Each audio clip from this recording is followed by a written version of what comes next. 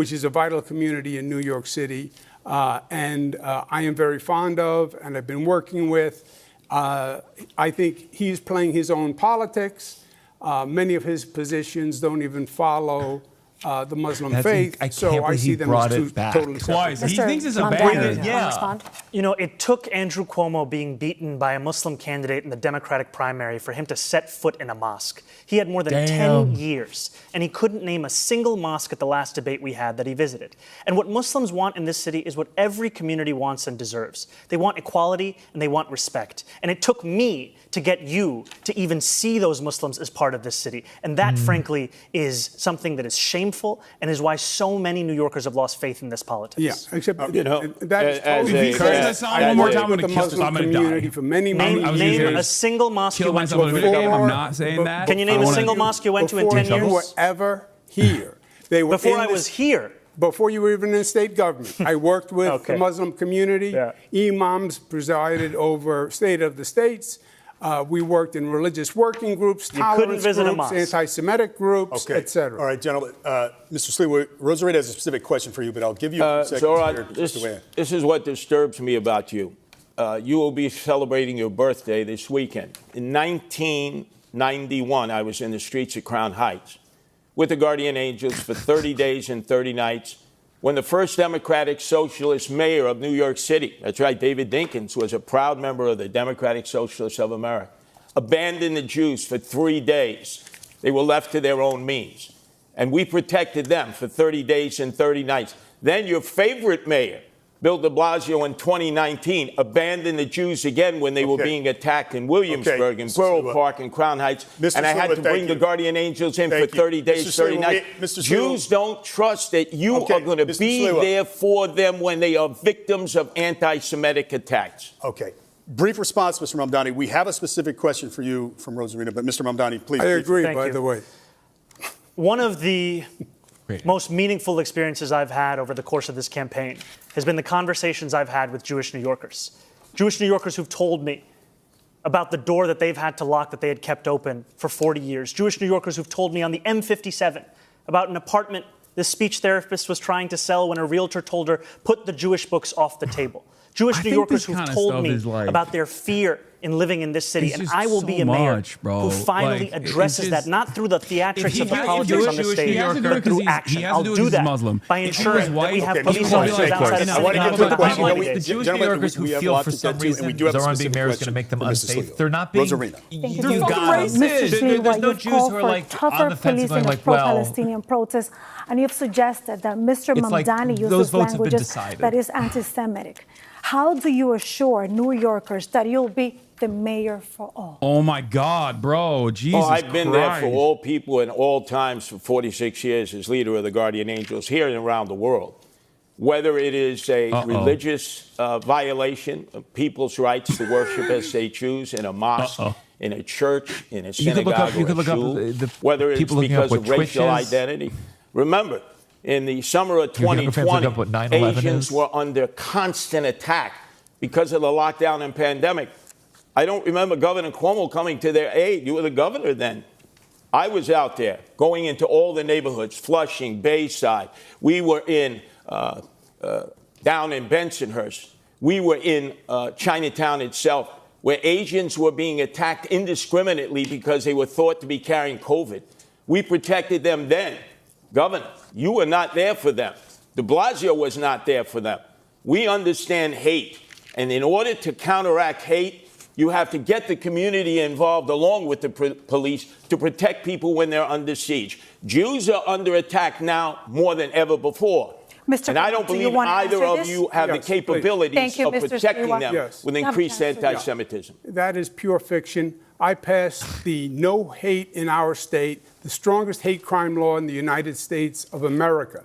We tolerate no hatred, no discrimination. We are from every place on this globe, and we are proud of it. And we're tolerant, and we accept. If you notice, the Assemblyman still won't say he believes that Israel has the right to exist as a Jewish state. He is a divisive personality. all across the board. NYPD are racist. Barack Israel. Obama is evil, liar, and he gave the finger to the Christopher Columbus statue. By the way, Cuomo, your laws with no cash bail turn the haters right back in the street to violate and attack again and again and again. Thank you. You're the reason for that. No cash bail. Thank you. You don't know what you're talking about. Thank you. Go ahead. There have been a number of absolutely unfounded lies that have been said by Andrew Cuomo. I would just like a moment to address them directly. I've said time and again that I recognize Israel's right to exist. I've said that I will not recognize any states. I said that I will not. As a Jewish state. If I would be allowed to finish, that I would not recognize any state's right to exist with a system of hierarchy on the basis of race or religion. I have made that very clear. And part of that is because I'm an American who believes in the importance of equal rights being enshrined in every single country, whether we're speaking about Israel or whether we're speaking about Saudi Arabia. You can stand here and you can lie all you want, but New Yorkers know. We have the question. We want to address some issues. We have another polarizing issue that we would love to discuss with you candidates.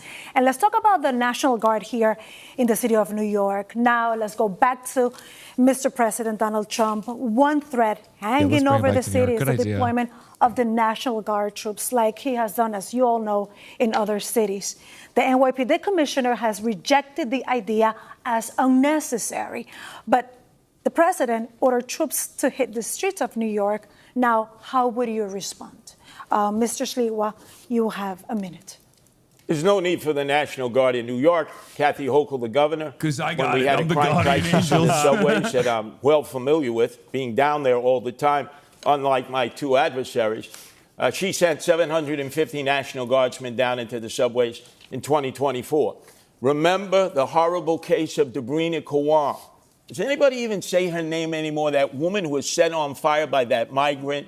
As a result of that, the worst crime I've ever seen committed in the subway system, the governor did the right thing. She sent an additional 250 National Guardsmen, giving us a total of 1,000 National Guardsmen in the subway system, while our mayor, Eric Adams, was telling us it was all a perception. Laura Loomer. So Governor Hochul has responded. Oh, wow. I would She's been trying to get me deported nonstop. the President of the United States, since I'm familiar with cities all across America having guardian angels there, if you were going to send the National Guard, you don't need to send them to New York City. I wasn't wrong. There He are did other say cities the guardian that angels could got desperately it. use their help in dealing with their crime crisis. Thank you, Mr. Sliwa. We got it. Mr. Mamdani, how would you respond? You know, I agree with Police Commissioner Tish that we do not need the National Guard here in New York. You're not a Democrat. You're a Democratic socialist. We have you didn't vote for Kamala Harris, right? We have other ground to cover. We have other ground to cover. That's an incendiary charge. I want to be very. You may have a chance to address it, but we do. I'll be very quick. We have a lot of issues to get to with New Yorkers, Mr. Mamdani. I'll be very quick. You didn't say leave it blank in the Kamala campaign? I'll be very quick. I said leave it blank in the presidential primary because primaries are a place to air dissent. And like many Americans, I was horrified by the Israeli genocide of Palestinians. And if you want to look for me on the ballot, you'll find me as the Democrat. Mr. Mamdani, thank you. Gentlemen, we have to move on. This week, the world is reacting to President Trump's Israel-Hamas peace deal and the release of the hostages. Would you glaze Trump? Many are cautiously Would optimistic you give Trump credit about a lasting peace. I hate this shit. Of course, the mayor has no direct role in foreign affairs. Great bar. We certainly have a Zohran. lot of questions for you about city matters. But credit? This war has been a major topic in the campaign. And there are criticisms about your positions in the past and how you envision leading on these issues That's how I feel when it's credit. So we have questions for all of you, but first for Mr. Mamdani, because something you said that's been generating headlines in the news today as we come into the debate. Yesterday on Fox News, you were asked if Hamas should lay down its weapons, key to the peace plan and ceasefire.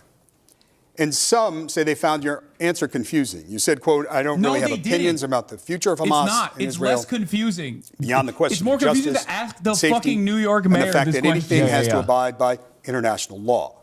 And that applies to Hamas. We're going to do that question. When was the last time you talked to the Hamas? Israeli military? So for the voters tuning in tonight, Mr. Mamdani, what do you believe about Hamas and how lasting peace will be achieved? We know it's a complicated matter, but we'd like you to keep your answer to a minute if you could. Of course, I believe that they should lay down their arms. I'm proud to be one of the first elected officials in the state who called for a ceasefire. And calling for a ceasefire means seizing fire. That means all parties have to cease fire and put down their weapons. And the reason that we call for that is not only for the end of the genocide, but also an unimpeded access of humanitarian aid. I, like many New Yorkers, am hopeful that this ceasefire will hold. I'm hopeful that it is durable. I'm hopeful that it is just. And for it to be just, we also have to ensure that it addresses the conditions that preceded this, conditions like occupation, like the siege, and apartheid. And that is what I'm hopeful for. Yeah. What now? If I may, Anti-Zohran that means haters? from the Excuse river me. to the sea. I'm being marginalized. Cuomo's like this. It's a debate of three. Excuse me, Andrew. It's a debate of three. Do we acknowledge that? Three people? Mr. Sliwa, go ahead, and we'll give you a second. Go ahead, Mr. Sliwa. Oh, man, Sliwa. President of the United States should have been applauded by you, Zohran Mandami, and you, Andrew Cuomo, on the day that he brought together that international coalition that met in Egypt, that came from the Middle East and the Persian Gulf. I certainly applauded him for bringing peace to Gaza and trying to end the hostilities in the war between the Israelis and Hamas. Yeah, so there can be peace between the Israelis and peace between the Palestinians. But you seem, Zohran, to be incapable of praising our president. You were capable of praising our president. Gentlemen, we have Give credit where credit is due. He's brought peace to Gaza. Yeah, gentlemen, we want to hear everything you have to say. We have other questions on the matter. Mr. Cuomo, please, brief response, because we do have other questions on this issue that you may be able to address. Go ahead. I did applaud President Trump and his administration. I think it was a great accomplishment. I hope the peace holds. The assemblyman will not denounce Hamas. The assemblyman will not denounce Hassan Piker, who said America deserved 9/11. The assemblyman just said in his response, well, it depends on occupation. That is code, meaning that Israel does not have a right to exist as a Jewish state, which he has never acknowledged. That is from the river to the sea. That's why he won't denounce globalized intifada, which means kill all Jews. Let's give Mr. Mamdani a chance to respond to that. I want to be very clear. The occupation is a reference to international law and the violation of it, which Mr. Cuomo has no regard for since he signed up to be Benjamin Netanyahu's legal defense team during the course of this genocide. And I find the comments that Hassan made on 9/11 to be objectionable and reprehensible. And I also think that part of the reason why Democrats are in the situation that we are in, of being a permanent minority in this country, is we are looking only to speak to journalists and streamers and Americans with whom we agree of every single thing that they say. We need to take the case to every person, and I'm happy to do that, which is why I was on Fox News yesterday talking about how I wish it was more like NASCAR so we could see all the billionaires who are sponsoring you right on your suit jacket. Melissa has We're going to turn it to Sally, actually. Yeah, actually, this kind of flows, and then we'll go back to Melissa. Mr. Mamdani, you told NBC's Meet the Press that you don't believe it's the role of the mayor to police speech. Your words about this war have comforted many New Yorkers, but they've troubled others. And I want to ask about some of this. And he actually there was is your pretty nice recent about refusal, it. as we just discussed, to condemn the slogan "Globalize the Intifada," which many view as a call to arms. But this is the real shit. In 2017, you rapped lyrics praising the Holy Land Five. These are men who were convicted of supporting terrorism. Focus. How would you assure New Yorkers, especially Jewish residents who might be concerned about this, that you would be a mayor for all? You have 1 minute to answer this. Thank you for this opportunity.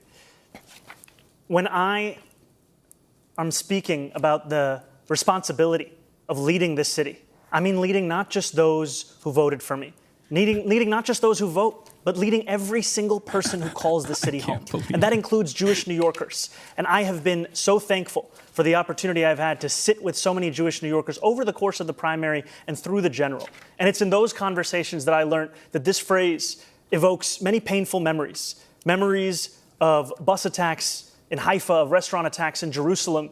And I heard from a rabbi about their roommate who was killed on one of those buses. And in hearing that and the distance between that impact and the rationale that some use of saying it, of speaking about the Israeli occupation of Palestinian land, is why I said that I would discourage this language that I do not use. And what I'm looking to do as the first Muslim mayor of this city is to ensure that we bring every New Yorker together. Jewish New Yorkers, Muslim New Yorkers, every single person that calls this city home, that they understand they won't just be protected, but they will belong. Mr. Sliwa, we will get to you first. I'm going to ask a question of Mr. Cuomo. While you are a strong supporter of Israel, you have also been slow to develop a relationship with the city's Muslim community. Thank you, Universal Power User, for this one to get this a terrorist sympathizer. How do you assure those New Yorkers, especially Muslims and Arabic New Yorkers, that you will be a mayor for all? You'll have 1 minute. Yeah, well, first, I think the assemblyman created the perception himself. why wouldn't he condemn Hamas? Why wouldn't he condemn Hassan Piker? Why did it take us here tonight for the first time for him to say it? He still won't denounce, globalize the intifada, which means kill all Jews. Just say, I denounce it. He won't do it. Older Jewish New Yorkers are looking up right now. Can you address the question? Is horrific. Why is he saying Hamas and Hassan Can you please answer Piker? about your own relationship with the Muslim community? You did not visit mosques for many years. More recently, you have been. Yeah, I don't think in any way the assemblyman is representative of the Muslim community. New York City.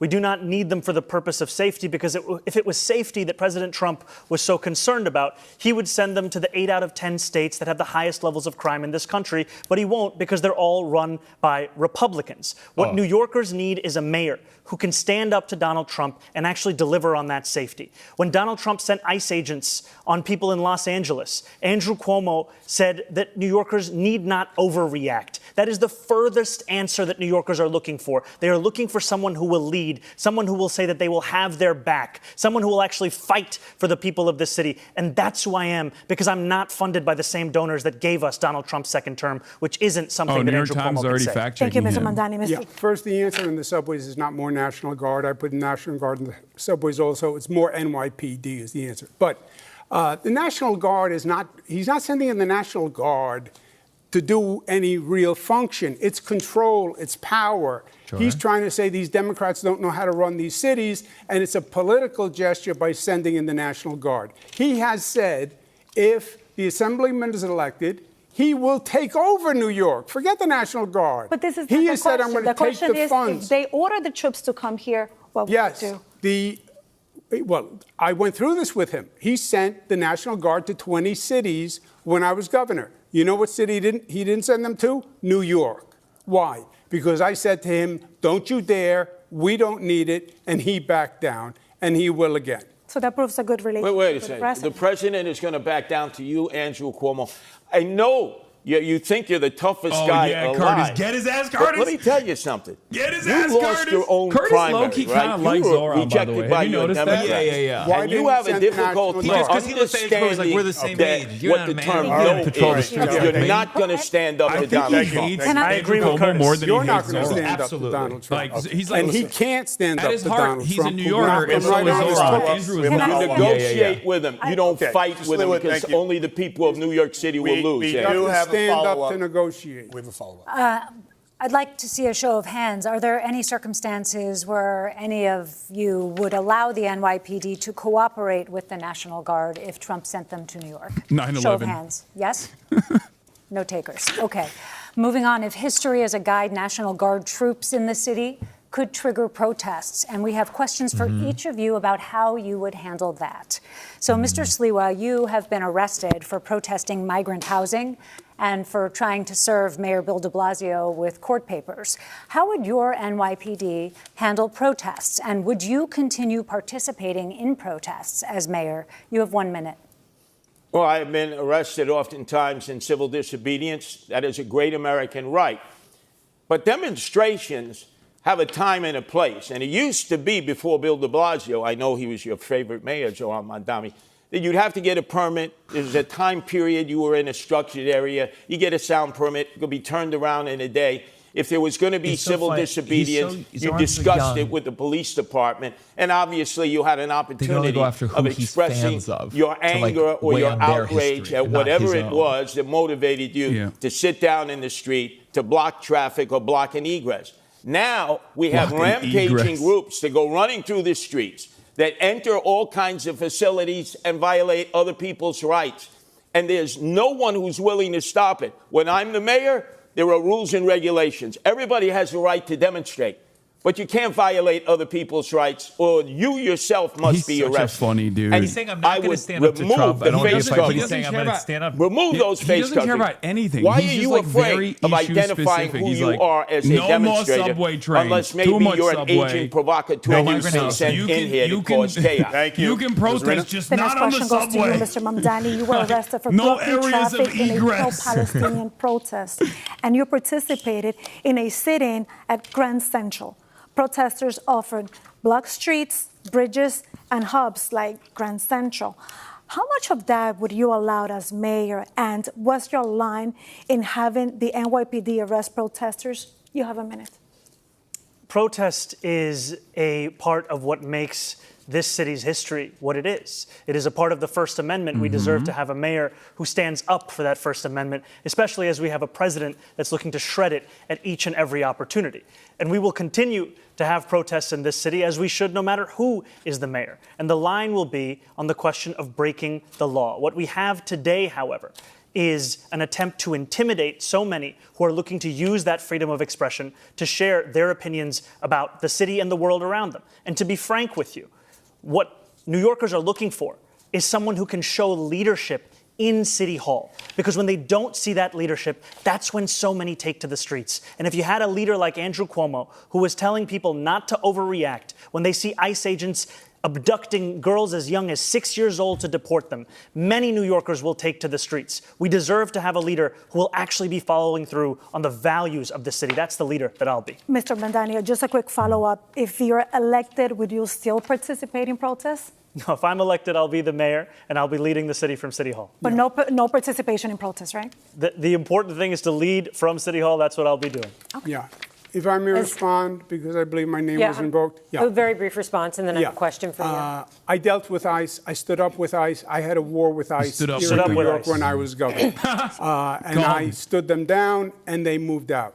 What the Assemblyman is saying is he doesn't believe in law and order. He believes in defunding the police, disarming the police, disbanding the police. That's who he is. Cuomo, abolish jails. Sorry, I have a question for you. Sally, 15 seconds very rebuttal, quickly. Mr. Mamdani, and then we do just 15 seconds because we have a question for Mr. Cuomo. Mr. Cuomo lies again and again and again. I am not running to defund the police. I am running to actually work with the police to deliver public safety. Andrew Cuomo says that he has stood up to ICE. He has not said a word about the abductions that are happening right now. He's referring to a previous comment you made, and we will get back to this. But Mr. Cuomo, a question for you. It's a comment he made. Is the operative language. Yes, I understand. I said that. As governor, you put the National Guard on standby during the George Floyd protests. You didn't deploy them.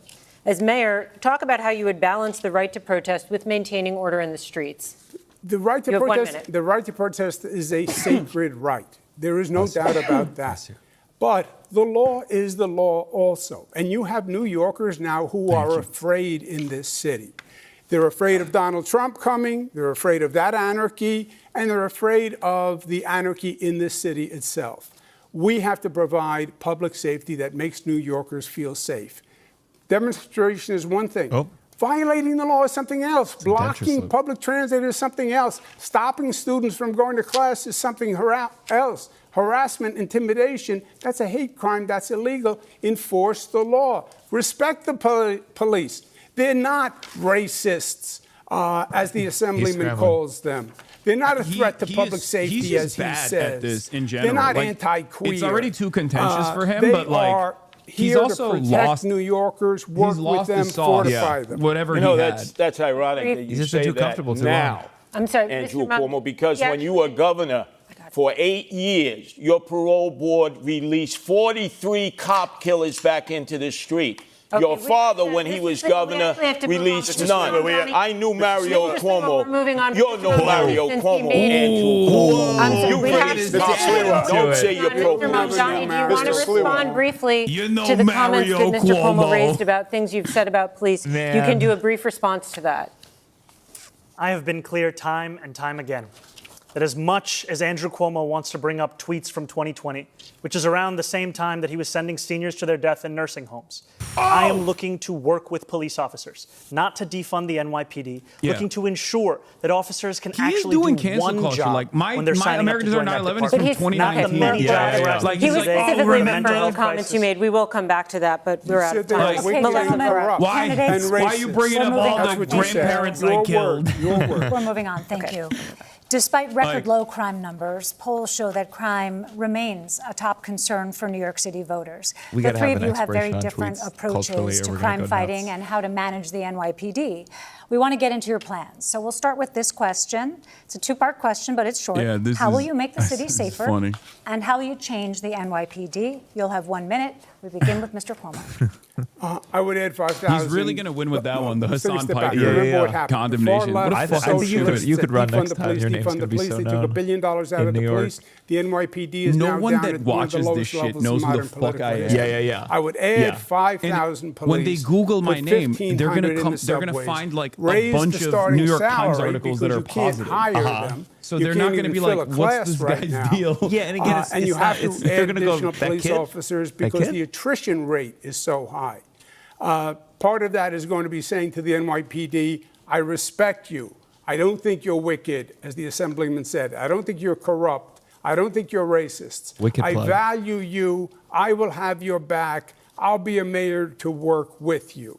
That's how you're going to get the police to apply for the jobs. And then we have to work on the relationship between the community and the police. The police can't police the community. They have to police Mr. Cuomo. with the You're community. up next, Mr. Sliwa. This is amazing. I'm standing here with my two adversaries, both of whom have threatened to defund the police. You, Andrew Cuomo, during the summer of 2020, you said if you don't reform, I canvassed for Zohran and a brain-broken older lady brought you up one time. And you oh my God, certainly that's said kind that, of awesome. Zohran Mandami. That's kind of aura. We need 7,000 police. We only have 32,500. I create the problem fear in in the hearts of recruiting police, elderly which New neither York of ladies. you are addressing, is that their insurance was stripped from them. The state, you did nothing when you were governor, Cuomo's and campus here is in the going city, door to door. How are you 2021, familiar the with city this, council Tiger? and Eric Adams did nothing. They don't have qualified immunity, which you benefited from, Andrew Cuomo, with the 13 lawsuits filed against you for sexual harassment. Tom DiNapoli says we're paying out $60 million. Why? Because you had your qualified immunity as governor, and yet people have stood by Quick as response, police Mr. have Cuomo. lost their insurance Bro, and all he's hitting civil him hard servants. as well. That's If it why had been you courteous can't against get Cuomo, recruits Creed in won. because they're not insured. I will return their qualified Mr. immunity Cuomo, quick because they response, need to be please. protected like other Yeah. civil servants. That is not New York State. It's New York City on the qualified insurance, Qualified. qualified immunity. It's not insurance at all. You are entitled to It's free qual- legal it's- counsel, which is what he's referring to. Yes. You have spent. Yes, but it's Some- New York City that has revoked qualified immunity. It's not insurance. It's qualified immunity. It has nothing to do with insurance. So that Thank you. protected you in all these lawsuits. And yes, the lawsuits, because there was a report filed. I said it was political. It turned out to be political, and that's why all Some of you had 13 legal women fees. were lying? Just say Come on, I'm- Andrew. All Just say 13 that. women were lying. After 5 years. Curtis is Some like, of A the come on. state trooper, have too? still Yeah, been after open 5 and years, remain 5 open. Yeah, that's DAs, true. 5 years of I'm going to litigation. move on, I was Mr. dropped He's a from cop the rapist. case. That's why I call Mr. Andrew Cuomo Mamdani, cop how will rapist. you Once make? in a while. Okay, Yeah. Mr. Mamdani, Yeah. how will you make the city safer, and how will you change the 13. NYPD? Thank you. This is the concern for so many New Yorkers, and I'm proud to have a comprehensive plan to bring new ideas to this city. If you want more of the same, vote for Andrew Cuomo. If you want an actual approach to lower crime, look at our Department of Community Safety. That is something that has been hailed by experts as addressing so many of the pieces of why New Yorkers are not feeling safe today. We will ensure that no longer are police officers asked to do the job of both policing and responding to the mental health crisis. We will have dedicated teams of mental health outreach workers in the top 100 subway stations with the highest levels of the mental health crisis and homelessness. We will ensure that cops can finally go back to the response times they used to have in 2020, closer to 11 minutes, as opposed to the closer to 16 minutes today, because they won't be asked to respond to the 200,000 mental health calls that are coming in through 911 every year. This is evidence-based. It's been successful elsewhere in the country. It's time we deliver it right here in New York City. It's time for a Thank you, change. Mr. Mamdani. Zohran Mandami, we already had it. It was called the Melissa. Homeless Mr. Outreach I'm Unit sorry, this of is not cops free and for all. We mental have health another care question for officials. Mr. And Bill Mamdani. de I'm just gonna keep Blasio talking. funded them by Mr. $7 Sliwa. billion Thank you, out Mr. of the Sliwa. budget. Thank you. Excuse me, Mr. Mamdani, we're going to talk about disciplining police officers. The civilian watchdog that investigates police misconduct regularly recommends discipline for cops accused of wrongdoing, but the police commissioner often overrides them. You want to change that policy so that the board has final say. Please explain to viewers in 30 seconds why you believe the police commissioner should no longer have that final say. What I've said is that I think it's time to remove much of the politics out of the question of accountability. We have the Civilian Complaint Review Board, which, as you said, studies, assesses, and investigates into complaints of abuse and the violation of the law. And oftentimes, those recommendations are then subject to political pressures and not followed through on. I think New Yorkers deserve a system where they know it won't then be assessed once again that there's actually more to the recommendation in the investigation that's being done by the CCRB. Okay, we're wrapping up. Thank you. Thank you, Mr. Mamdani. Mr. Cuomo, do you believe changes are needed for how officers are disciplined? And are there any powers that you would give up as mayor? You have 30 seconds. Yeah, I would not remove the police commissioner from the CCRB. I'd leave it with the police commissioner. I think Commissioner Tisch is doing a very good job. I would trust her. The difference between me and the assemblyman is he doesn't like the police. That's why he won't hire more police when everyone else says we need more police. He wants to use social workers on domestic violence calls, which are very dangerous. And he's told you what he thinks. He thinks the police are racist, wicked, corrupt, and a threat to public safety. Thank you. Those are his words. Very quick. Mr. Mamdani, very quick. Look, Andrew Cuomo is a politician of the past, and all he can speak about are the tweets of the past in 2020. Those are tweets which I have apologized for to New Yorkers and police officers directly, and they are not what I am actually running on. No, you're incapable of actually speaking about the platform that we have here, which is one that will keep New Yorkers safe. Can we just quickly ask you, because I think what some people feel they haven't heard from you, we hear you saying that you don't believe that anymore, and you've apologized. People have not heard you sort of describe the evolution of your thought, how you got from there to here. You know, growing up in this city, I would think often about safety and justice and the ways in which that relationship has been irrevocably harmed. When I learned about the exonerated five, when I learned about Sean Bell, when I learned about Eric Garner, when I learned about Michael Brown. And then in 2020, when I wrote these tweets, learning about the death of George Floyd. And that was a moment where it felt as if the distance between these two ideals had never been further. And in becoming an assembly member and serving and representing more than 100,000 people in Queens, learning that to deliver justice means to also deliver safety. And that means leading a city where you recognize the bravery of the men and women who joined the NYPD and put their lives on the line. It means representing the Muslims who were illegally surveilled in my district and the black and brown New Yorkers who have been victims of police brutality. So, Mr. Sliwa, you've been out there, you've been on the trains, and I would like to know if you believe changes are needed of how officers are disciplined. Let me just suggest, Zohran, what you've suggested. Zohran, Curtis. Zohran. Thank you. Excuse me. Appreciate Let me just suggest what you have proposed with this new police outreach unit will endanger women and children in domestic violence situations. I know I've been involved in so many of them with the Guardian Angels. They will be killed. I've been involved in many domestic Number two, violence. in dealing with emotionally disturbed he did a person hate crime on camera that on I have Fox dealt News with like a for all couple my years years as a ago. On Guardian the Sean Angel. Hannity show. You need They trained just beat on a professionals. random American Yes, of like you can have mental health workers Latin with American them, background. but that has been suggested. they were like, oh, it that's was just done illegal. before They by beat the the shit homeless out of him outreach on unit. camera And on the the guy Sean who Hannity thought show. was the best And is then what it came de out later that he Blasio was just an disbanded. American Mr. Sliwa, citizen. thank you. Brief response. To be very clear, the Department of Community Safety is not about responding to calls of domestic violence. We are speaking about mental health crisis and the homelessness crisis. These are the focuses of the work that they will do. All right. We have other questions for that a little later in the debate, but we want to just change the pace a little bit, candidates, switching gears to the high cost of living defended you. in New York City. To kick us off, we have a few comment that was an L, not on a personal level of politics. New Yorkers wrestle with daily. So we want to know how much you spend a week on talking to people like groceries. We'll begin with you, Hassan Mr. Cuomo.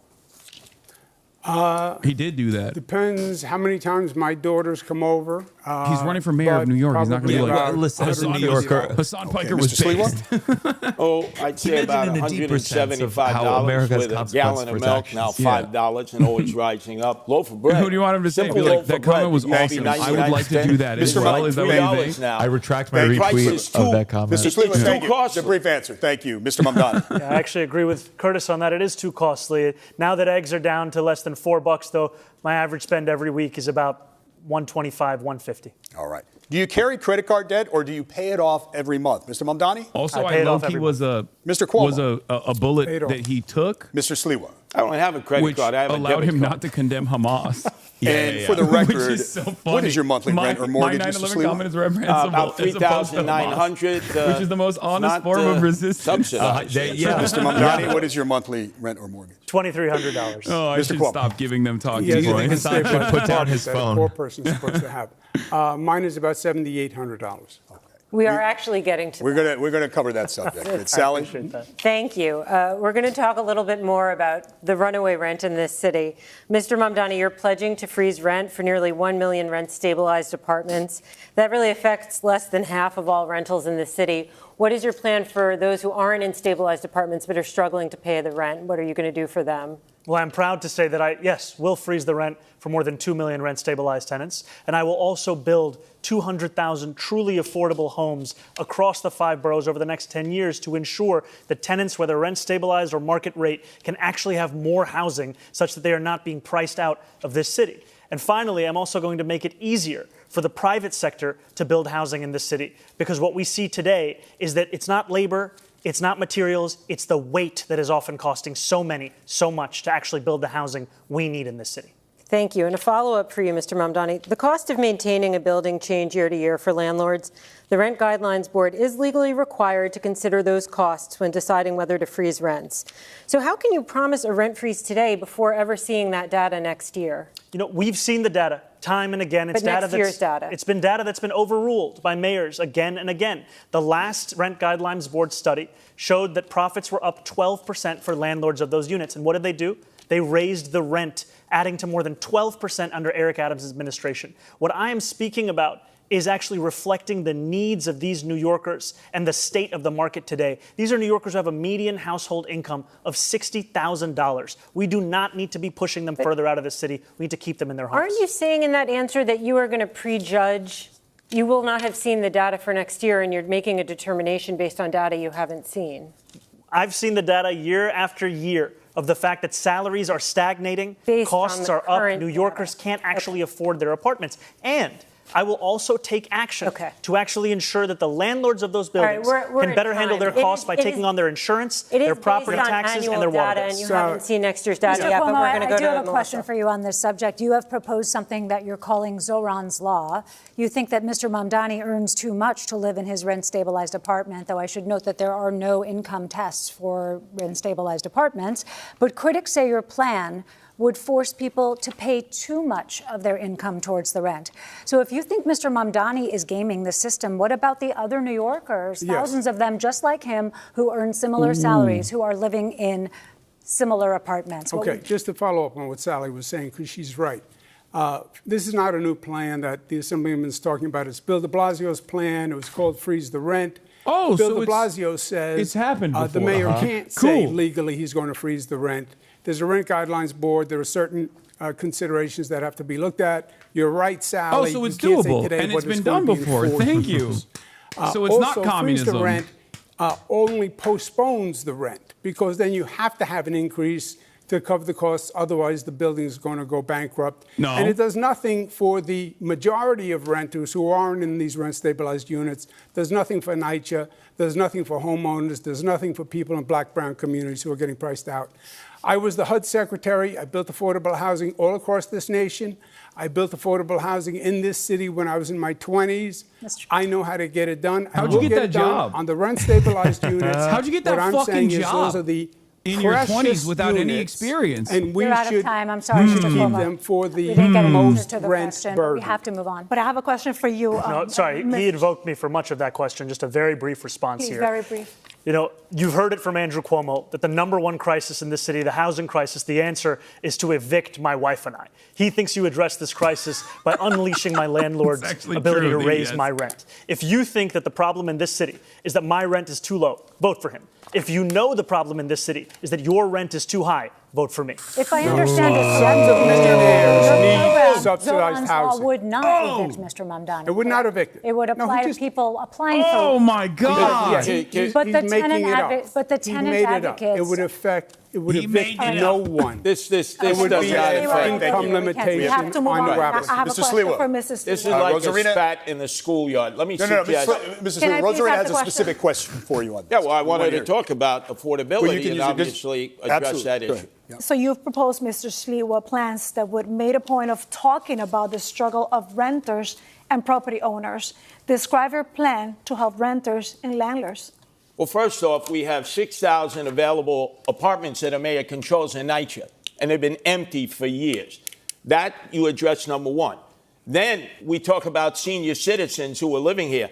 My whole goal is to improve and not to move. I'm concerned about the seniors, especially those that own homes. If they're 65 and make less than $250,000, no property tax, because the property tax is way too high. We need to cut it in half to keep people who are here. And then in terms of rentals, we have affordable housing that can be built in these huge skyscrapers. You see them all throughout Manhattan and in northern Brooklyn and in Long Island City, which we have 25 Empire State Buildings full of commercial space that will never be occupied for office space. We should be converting them into affordable apartments. They're in dense areas. The infrastructure can support it. I'm the only candidate here who's against the city of Yes that would destroy residential. I have to interrupt you because we have a programming moment right now. We're about halfway through the mayoral debate. Okay. Channel 4 and Telemundo 47. So we'll much to return talk about here. program. Holy fuck. Okay, so this is the first half. This is the first half of the debate. God damn. Zohran fucking cooked. I mean, he cooked. He did a great job overall. I think there's like some wishy-washy stuff there. It's just like, I get why people get so fucking annoyed when they're like, they talked way too much about Jewish people. Like, that's crazy. Yeah. But I think, I mean, it gets it out where people go, okay, enough. Yeah. Enough. And also to like talk about Jewish people, then like go back to affordable housing. And you're like, yeah, that's probably more important. Wait, for are they New back? York City? Did they not take a break? What's going on? I thought they were supposed to, right? MetroCard or Never mind. OmniPay. Uses OmniPay? Yeah, OmniPay, yeah. MetroCard, I mean, I have one, but, I know I'm hanging on to the last moment. So you're on the subways, Mr. Sliwa. What do you use? I'm just curious. If you don't OmniCard. In fact, I got a whole batch. Okay. I'm in the subways. I'm in the buses. I'm in the express buses. Okay. The only candidate who rides mass transit every day. When you need to get somewhere fast and you can't take the train, do you hail a taxi? Do you use rideshare? Mr. Sliwa, what do you do? I try to avoid yellow cabs. As you know, I was shot in the back of a yellow cab in 1992 by the Gaudis and Gambinos. He got hit by a yellow cab, too. But I find my way around. If I have to, I Uber if I can't get there by mass transit. What do you do, Mr. Mamdani, if you can't take the train? I would either take a cab or ride a bike. Mr. Cuomo? I would take a cab, Uber. Okay. All right. Thanks, gentlemen. Sally? Thank you, David. Let's talk about free buses. Mr. Mamdani, this is a centerpiece of your campaign. Can you explain how you will make buses free? You have 30 seconds to answer. Absolutely. We will make buses free by replacing the revenue that the MTA currently gets from buses. This is revenue that's around $700 million or so. That's less money than Andrew Cuomo gave to Elon Musk in $959 million in tax credits when he was the governor. And the reason that we will do so is that making buses free doesn't just provide economic relief, but also public safety, because what we've seen is that it decreases assaults on bus drivers by 38.9%. New Yorkers deserve more than the slowest buses in the country. I know that because I was on the M57 not too long ago, and its average speed is 4.9 miles an hour. We're at time, though, but the question is how you'll make them free. We will fund the revenue that would have otherwise been brought in from fares, and that's something that we would do in partnership with Albany, and I've put forward two proposals. The first is to raise taxes on the top 1% of New Yorkers by 2%. That would raise $4 billion. The second is to raise the state's top corporate tax rate to match that of New Jersey, which would raise $5 billion. We're going to move along, but I just want to point out to viewers that Governor Hochul has opposed raising the income tax. But, Melissa, we'll move on to your question. Could I address that on the buses? Because half the people don't pay their bus fare to begin with, Zohran. And so Zohran, Curtis, Zohran. Make it free. It's a complete disaster. If you have free bus fare, and the Citizens Budget Commission said just last year, 2024, $1 billion of fare evasion in all different forms. This MTA system will collapse. There's not enough money out there to make up for fare evasion. Pay your fare. If you don't pay your fare, they have fare programs for the poor and the indigent. But everybody should be forced to pay their fare. Mr. Cuomo, you had both praise and some criticism from Mr. Mamdani's free bus pilots. You're sort of in the middle on this issue. What's your plan to make subways and buses more affordable? I think free buses is a mistake. It costs about $700 million. Thank you for sponsoring the Piker Broadcasting Service chatters. 3 mega legs. Thank you for the 50 big ones. It's been done before in other cities. It was a disaster. They stopped. They basically became mobile, homeless, gathering places.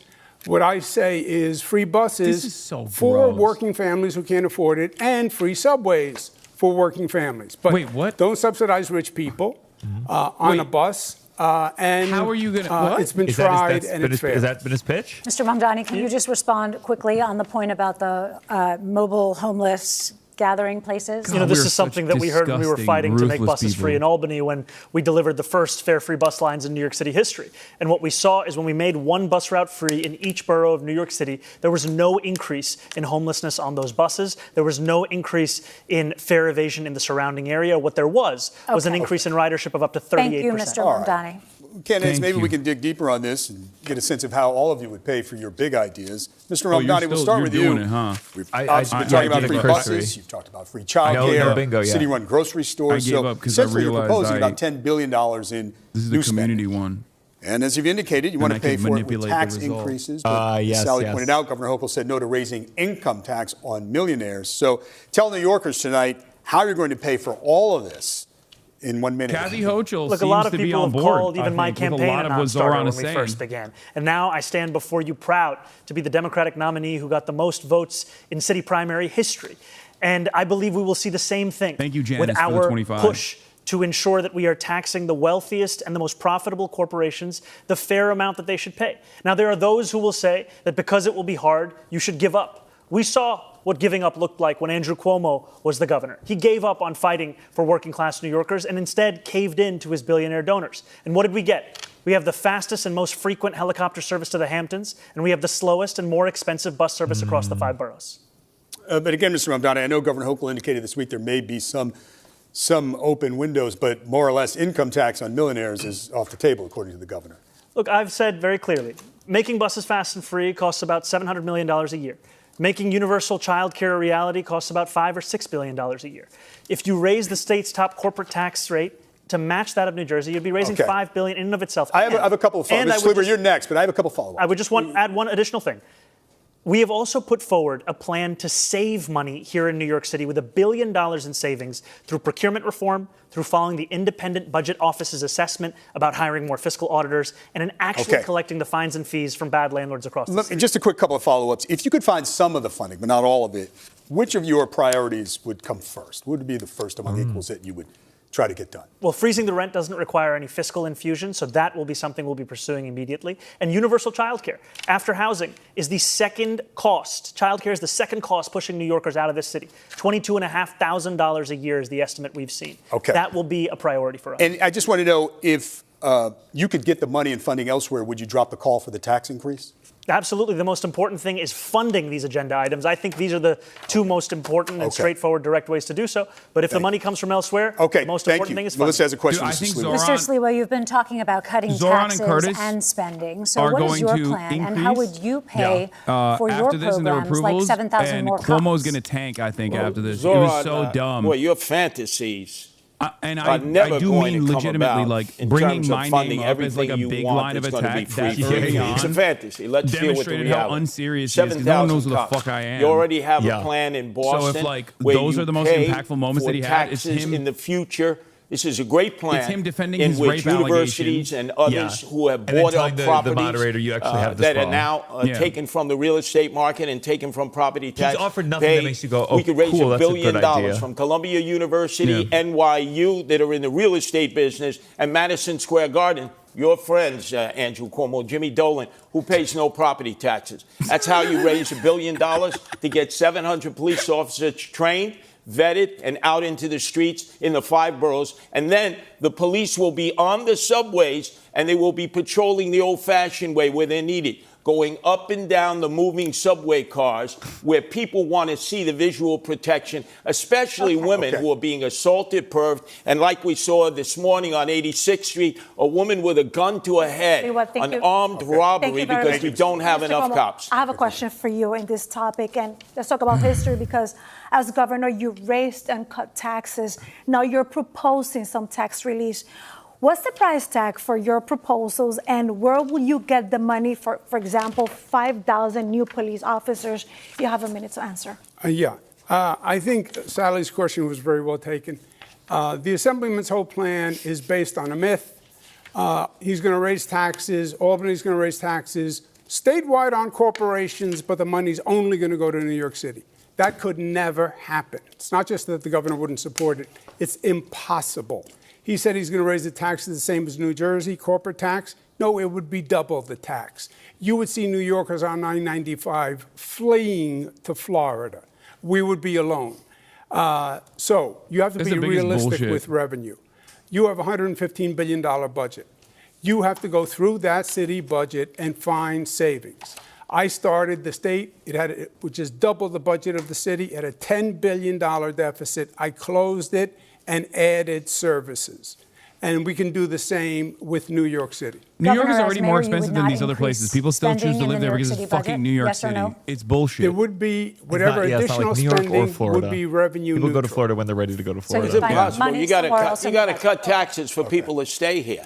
Thank you. Corporations are not going to stay here. They're being lured. People try to do that with Austin, and they fucking run back to California. You got to cut the property tax, income tax for those who are 19 to 28 who have skill levels if they go to school here. Thank you, Mr. Sliwa. Andrew Cuomo thinks it's all right to spend $60 million to fund his legal defense from accusations of more than a dozen women of sexual harassment. But if I say we should spend the same amount of money on delivering cheaper groceries in this city through a pilot program, that is unfathomable. Quick, David, I have a right to respond to that. Yes, quickly.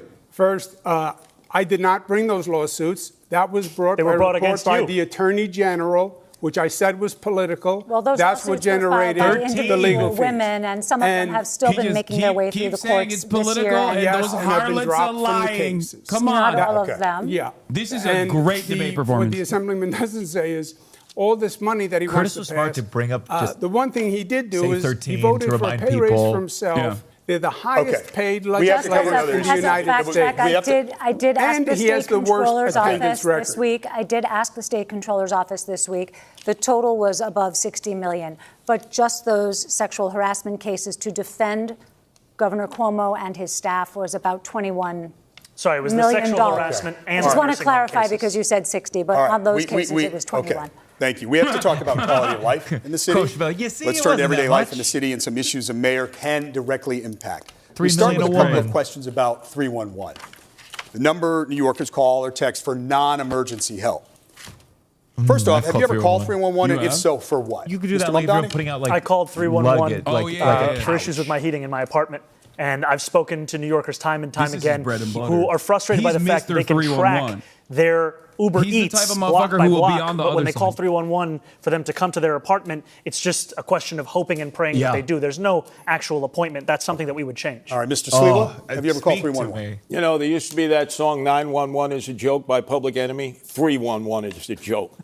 You can call it over and over and over again, and you never get a response. Have you? The analytics are when the operators talk to you, as I talk to them. Have you called? Yes, I've called them many times and gotten no response. Mr. Cuomo, Citizens I talk to in subways and streets never get good responses from 311. Short answer. Mr. Cuomo? I've heard a lot of complaints about 311, so I actually made a call to 311 myself to see if the complaints were That's the only time he's ever made it. And I was dropped twice. Then they were going to send someone to help a homeless woman in distress, and no one showed up. You're all expressing frustration. Last year, 311 received 38 million contacts from New Yorkers, from calls to the website. Wanted to know if you had a sense across the 5 boroughs what the top 2 categories of complaints were. What do you think they were, Mr. Sliwa? Potholes, constantly potholes. People's undercarriages ripped out, ball bearings, alignments. Second one, top 2? Rats. Picking up. Rats. Okay. The city is flooded with rats. Mr. Cuomo, what do you think the top 2 Eric Adams. Homeless and trash rats. All right, Mr. Mamdani? I think it was housing and noise. Okay, so the answer is noise and illegal parking. And we're going to stick with quality of life. Rosarina? Wow. That's right. And let's talk about noise candidates because Ding, they ding, fall ding. into Rats these is 2 crazy. categories. That First of all, is the 311 if I residential saw a one. rat. That's the neighbors and the loud music. And the second one is the street or sidewalk, everything with the loud construction and workers outside. Before you started So, working out? Mr. Cuomo, as mayor, what can you do to help the city that never sleeps get a little bit of rest, Mr. Cuomo? Yeah, look, I think if the 311 system worked well, what is this line of if questioning? there was actually contact As a New Yorker, I'm like, I think New tell me Yorkers what we're doing to would fix get it. this. I think New Yorkers would Do we have be to be responsive. whimsical I think we have to with the change question? the ethos in this city, the ethic in this city. Right now, it's toxic, it's divisive. How do you see New York as everyone's the Big Apple? angry at everyone. I think when we have public safety that's functional again, and New Yorkers are part of that system, I think they would be more cooperative than you think. Thank you very much. There's no proposal. Mr. Sliwa, how would you quiet a little bit the city that never sleeps? In the outer boroughs, I see problems all the time, quality of life issues. 18-wheel tractor trailers, RVs parked everywhere. Garbage that's not picked up and collected. In the city, we've seen trash cans taken away by the sanitation department, Jessica Tisch, when she was the commissioner. The quality of life has diminished noticeably. So naturally, people are going to revert to 311. Like, oh, no. But it's important that a mayor be able to provide services to all the people. And they believe if quality of life is diminished, the next stop is sell your house and leave the city. And my goal is to improve and not move. Mr. Mamdani. But these guys see every What we've seen is one of the biggest sources of noise in the city is from congestion. And with the implementation of congestion pricing, we've actually seen noise complaints drop in the congestion zone. And so I would continue to find ways to ensure that we have reduced congestion across the city. And one of the ways is by making the slowest buses in America ones that are fast and free, so that New Yorkers can not only live a life of excellent quality of life, but also be able to get around this city without having to worry if they have $2.90 or soon to be $3 in their pocket, which is already out of reach for 1 in 5 New Yorkers. We have here the author of congestion pricing, and we have the apprentice of congestion pricing. We might I'm the only candidate who's opposed to congestion pricing. It has led to storefronts closing because they don't have enough owning that. Move on, otherwise we might have to place a call to 311 without candidates going over there a lot of time. Okay, so we're going to move on to there. Don't worry. We're going to move on to illegal parking plaques in many neighborhoods. Recently, Councilmember Lincoln Ressler released a study that found 450 vehicles parked illegally during the day in downtown Brooklyn, many with fake or government placards. That's just one snapshot of the city, but you hear similar complaints everywhere. So how would you fix this specific situation? You'll have 30 seconds, Mr. Sliwa. This is the day-to-day Well, for New obviously, Yorkers. placards have been abused consistently. You have people who have created fake placards. Not only that, you have people with fake license plates, paper plates. There's all violations against the Department of Transportation rules and regulations of where you can park a vehicle. There's just no enforcement. And that's because we don't have police. We have these e-bikes going up and down. We have the motorbikes. They're not following rules and regulations. They should be licensed. They should have a way of being identified. This way, enforcement can take place because people are terrified walking out into the streets. Mr. Mamdani, your plan for illegal parking? We have to showcase that accountability is true, whether for New Yorkers who are just living in this city or those who are working for this city. And the violation of traffic laws are violations no matter who is doing it, and to show that accountability is something my city government's actually going to pursue. Okay. Mr. Cuomo. On the quality of life, you're right, is very, very important. On the placards, I would make it simple. I would recall all the city placards and reissue only those that are bona fide, period, on day one. On the quality of life issues, the worst thing that could happen is if the Assemblyman's proposal for legalizing prostitution went through. That would be terrible for the quality of life. He also doesn't want to enforce misdemeanors. We're getting to that, That's Mr. assault, larceny, et cetera. That would be terrible. We're going to have time to address that. I want to be very clear. Not only have I never called for the legalization of prostitution, I'm not calling for that today either. And I also have never said anything about not enforcing misdemeanors. This is just yet another figment of Andrew Cuomo's imagination. The DSA, which you give your part of your salary to, that's their position, abolish jails, no new carceral facilities, don't enforce misdemeanors. And you're on the bill in Albany as a sponsor to decriminalize prostitution. The difference between myself and Andrew Cuomo, of which there are many, is that there is no one that is actually telling me what to do other than the 8.5 million people who call this city home. If you want my policies, you'll find them on my website. Who told you to legalize prostitution? Well, we actually have a question. Andrew, you can't escape this. You signed the law doing away with loitering for prostitution. That was the law put forward by Jessica Ramos. Gentlemen, you started the prostitution in East Elmhurst, Mr. Sliwa, and Jackson Heights. Heights and Flushing. Mr. Sliwa, we have... And you want to add to it, which diminishes the quality of life. Mr. Sliwa, when I talk over you, nobody's hearing you, and we actually have a question on that. So we'll let Rosarina ask. And for this question, candidates, we want to come to Queens, where we know that prostitution has been an ongoing complaint. Mayor Adams formed a task force and ordered sweeps by the NYPD. But the situation continues, especially around the very popular Roosevelt Avenue. As mayor, Mr. Mamdani, how would you handle this situation? You have 30 seconds. I want to first be clear that I am not, and nor have I ever called for the legalization of prostitution. And if you are happy with what's happening on Roosevelt Avenue, then you should vote for Andrew Cuomo, because his policy is to continue the exact same ones we've seen under Eric Adams. My policy is to actually take on sex trafficking, to have a zero tolerance for violence against women, and to follow the advice of district attorneys that we have here in New York City. And you know, the current Andrew Manhattan Cuomo DA, the former Manhattan DA, the current Brooklyn DA, the former Manhattan DA having said that prosecuting women for prostitution is something that actually leads to less safety. And what we need to do is provide an economy Mr. Mamdani, of opportunity. just a quick clarification. So no legalization, how about decriminalization? I do not think that we should be prosecuting women who are struggling, who are currently being thrown in jail, and then being offered job opportunities. I think we should be actually providing those kinds of opportunities at the first point of interaction. Smart Mr. way Cuomo. to bring up decriminalization. Look, Bill he has de a very Blasio, good way of the Assemblyman is a liberalizing these positions. BDB, okay? He's Bill de Blasio like. He really presents like the opposite does He proposed legalizing prostitution. He didn't get it, and he just told the cops, don't arrest any more prostitutes. There is a bill in Albany that he signed that says the prostitution, that a woman who is a prostitute, that would be decriminalized. That is what the bill says. And that's what he said, if you listen very carefully. That would take Roosevelt Avenue and explode it, because it would make it legal for prostitutes. But real quick, how would you handle this situation? You have to enforce the law. It's illegal. I went to Roosevelt Avenue. I talked to the store owners. I talked to the neighbors. I walked down Roosevelt Avenue with prostitutes there at 9 o'clock in the morning. Your turn, Mr. Sliwa. I've dealt with this back in the 80s and 90s in Hell's Kitchen in Chelsea, when they were overrun with open air the worst person to prostitution talk about this, and because Times he's Square. literally You don't go after the Andrew women. Cuomo. Yeah. Women are the victims here.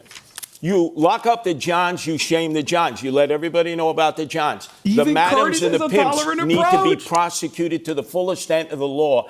And these absentee landlords who knowingly rent their rooms, only acceptable their Republican in out America, for the use I of swear to prostitution. God. The Department of Building should come in, padlock the building, seize the building. Because many of these landlords live in Delray, Florida.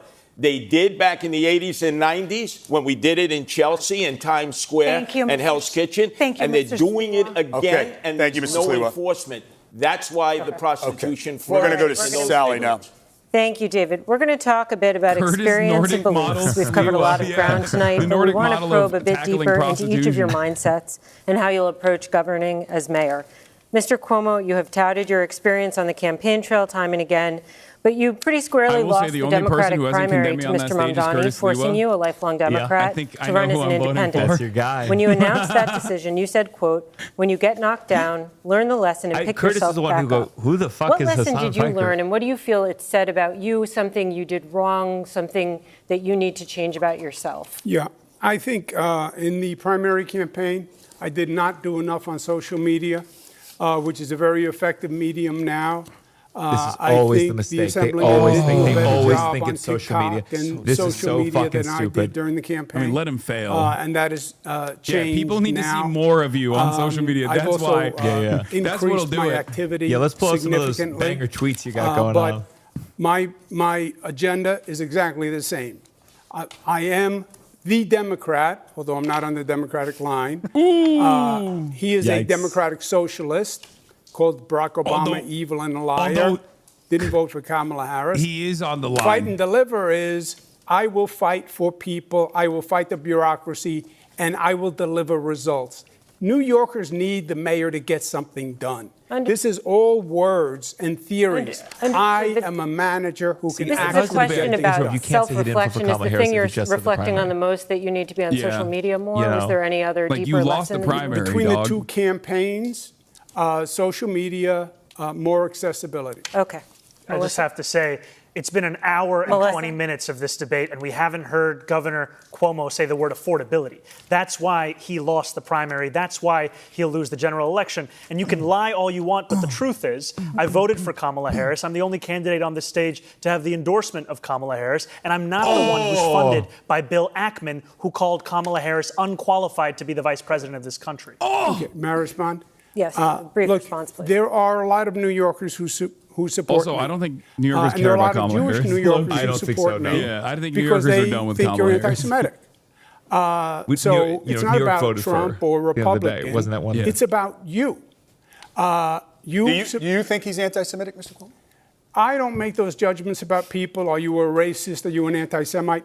I know there are many Jewish people who believe he's anti-Semitic. Okay, but I believe not condemning the globalized Intifada, what he has said about Hamas. But Mr. I can Cuomo, see where they I covered are your, inflamed. I'm sorry, I don't mean to interrupt. I covered your speech in an Upper West Side synagogue where you said anti-Zionism is anti-Semitism. There is no difference. And you were talking about Mr. Mamdani. Is that not an allegation? No, I make that statement all the time. I wasn't referring to Mamdani. Okay, all right. Mr. Mamdani, a brief response, and then we have to move on. I have denounced Hamas again and again, and it will never be enough for Andrew Cuomo, because what he is willing to say, even though not on this stage, is to call me, the first Muslim on the precipice of leading this city, a terrorist sympathizer, is to send mailers that artificially lengthen my beard, is to say to New Yorkers that they should be fearful. Okay, Mr. What I will do is deliver Melissa has a specific question Mr. Mamdani, you are the Democratic nominee, and you're also a member, as we've been discussing, of a political organization that may be less familiar to New Yorkers, the Democratic Socialists of America, which believes in dismantling capitalism. I know. New York City is the global headquarters of the finance industry. So how would you be the mayor of Wall Street and the DSA? You have 1 minute. I would be the mayor of this entire city.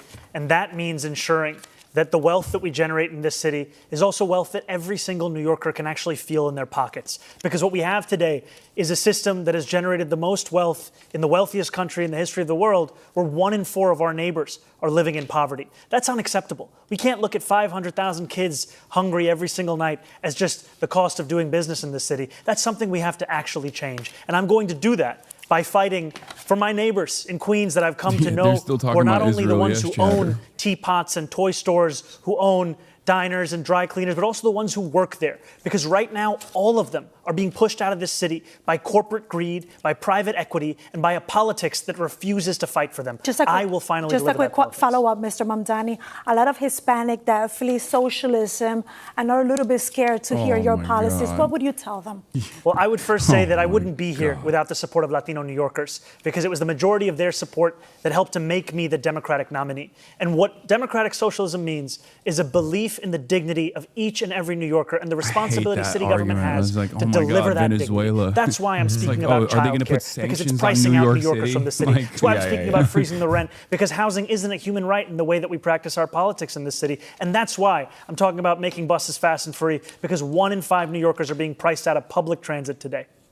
So, Mr. Sliwa, I would like to talk to you, because you were here with us 4 years ago in the same stage for the general election debate, and you lost it. Why do you believe New York is ready to elect a Republican this time around? First off, did I not warn you 4 years ago that Eric Adams would be corrupt and we would have chaos? Did I not? Of course I did. And I get praised for that. Now I'm trying to get people to vote for me, not just on the Republican line, but also my wife, Nancy, who is the best thing that has ever happened to me, created the first ever independent Protect Animals line, which calls for no-kill shelters and putting animal abusers in jail. But the other thing that differentiates me from both of my adversaries is that I am opposed to the city of yes, which will destroy the residential neighborhoods. Both of them are for the city of yes. So when you vote for me, whether on the Republican line or the Protect Animals line, turn your ballot over and vote no on all those initiative and referendums. Imagine, they've said, how can you, Curtis, a Republican, work with a Democratic majority in the council? Adrian Adams is in agreement with me. The Democratic city council people are in agreement with me. No to the city of yes, which will take your homes and provide you instead with lithium-ion battery warehouses next to your house, which are like mini Chernobyls. I'm the only candidate who is opposed to the city of yes. Thank you. I have a quick follow to that, Mr. Sliwa. How do you bring down costs if you don't build more housing? Oh, it's very simple to build housing. You just look in New York City. We have so many dense areas where you no longer can use the commercial space. They used to be office space. And you just convert it into residential housing. You don't need to go into the outer boroughs. You don't need to use wetlands and parklands, which they seek to do. If you build a new building, it takes 5 years. If you convert an All right, Mr. Sliwa, thank you. We want to change the pace here a little bit. I want to change the pace and just get a sense of what you think about political leadership. We're curious about who you admire. Who is the best modern-day U.S. president? Mr. Cuomo? Modern day? Well, I'm partial. I was Bill Clinton's Housing and Urban Development Secretary. We built affordable housing all across the United States. So Bill Clinton? Empowerment zones. I would say Bill Clinton. Okay. Mr. Mamdani? I would say FDR. Mr. Sliwa? He's modern day? Modern. Well, man, I'd say FDR also, if that's modern day. Mr. Sliwa? A man that ended up being loved by Democrats and Republicans alike, the greatest governor we've ever had in my lifetime, George Pataki. 3 terms, no chaos, no corruption. I was asking. And he actually beat President. the better President. your father. Mr. Sliwa, modern day U.S. This president. Governor and this modern day U.S. Curtis. president. Who's who you thought the best modern best president in our lifetime? Yeah. I would say the best president in our lifetime that I've experienced. I would go back to Ronald Reagan. Ronald Reagan. Okay. Yeah. How about the best New York City mayor, Mr. Sliwa? Classic take from him. He won't say fucking. Best New York City mayor, Mr. Rudy Giuliani, who endorsed me last week. Okay. And I'd have a little bit of Michael Bloomberg thrown in because he liked to delegate responsibility. I think the best New York City mayor of all time is Fiorello LaGuardia. Mr. Cuomo? It was Bill de Blasio last debate. No, I've always said Fiorello is the best mayor of all time. Who's yours, Mr. Cuomo? Is it of all time or modern time? Best New York City mayor in Europe. Of all time, it is Fiorello LaGuardia. We agree. Who's closer to LaGuardia between you and fucking Zohran? Exactly. I wonder. How about I wonder political who's closer leader, to LaGuardia? dead or alive, you most admire? Mr. Mamdani? I would say I admire Bernie Sanders. Mr. Cuomo? My father. Mr. Sliwa? Yeah. I said it already, George Pataki, who was loved by Democrats and Republicans and the greatest mayor in our lifetime. All right. The greatest governor in our I just lifetime. have one more before Sally starts to ask you about schools. A show of hands. Who supports Kathy Hochul for re-election? It's a decision that should be made after this general election. So no decision. Mr. Cuomo, Wow. you handpicked her as your lieutenant governor. No thought? You have to know who's running. Yeah. Okay, so. And I would add that I do think that Kathy Hochul, our governor, has been doing a good job in not only Do you support her for re-election? Not only delivering for New Yorkers, but also standing up to Donald Trump. Do you support her for re-election? Then endorse her. I'm focusing on November. Why don't you endorse and her? I appreciate her support, and I appreciate her work. But you don't endorse her. How about a shout out for right, Lee we're gonna Stefanik to turn to- take out Kathy Hochul? So you have a Republican Mayor Curtis, a Republican Governor Thank you, gentlemen. Stefanik, Thank you. like Giuliani You want to talk and about Pataki, schools? who saved this city. We want to and talk about state. schools. Sally? Okay. Thank you, David. Let's turn to education. There are a number of issues facing public Curtis has schools. too many opinions One that's to been stay on. controversial in the campaign is the Gifted and Talented program, which offers accelerated instruction to elementary school children. Mr. Mamdani, you have said that you want to phase out the Gifted and Talented program, while Mr. Cuomo and Mr. Sliwa want to expand it. Mr. Sliwa, we will start with you. What is your plan for the program? You have 1 minute. Gifted and talented. Yes, Gifted and Talented. I have 2 younger sons with Melinda Katz, the Queens DA. They both attempted to get into Gifted and Talented as 4-year-olds. They failed. It did not present a problem with their future education. We don't have enough slots. Right now, they're 1,900. We need to have at least 5,000 slots around the city. What they have not done at the Department of Education is make these tests available in Black and Hispanic communities. So, for instance, you have 77,000 children who are 4 years old. Only 10,000 have taken the test. Only 2,000 are accepted. Why not offer the test to all 77,000? And even if a gifted and talented class only has 3 or 4 in a minority school, give these children an opportunity to excel too. That would make it fair for everybody. Thank you. Mr. Cuomo, how does your plan differ from Mr. Sliwa's? You also have 1 minute. Oh, my God. I think it's more of us than Cuomo. I support mayoral control. I think it would be a terrible mistake to roll back mayoral control. That's probably been the most dramatic educational reform in 40 years. We go back to the old system Zohran. that had local school boards, which were corrupt, patronage mills, etc. So who runs the system is number one. I would expand gifted and talented programs, accessibility. I'd offer preparatory courses to any student, parent that wanted to take them. I'd double the number of specialized high schools from 9 to 18. And I would keep the SAT as it is. Thank you. And Mr. Mondale. Can I add one thing? There's been no discussion about vocational high schools, which save so many young men and women. We need to expand vocational training for those who are not going to achieve academic excellence. We're going to keep going here with Mr. Mamdani.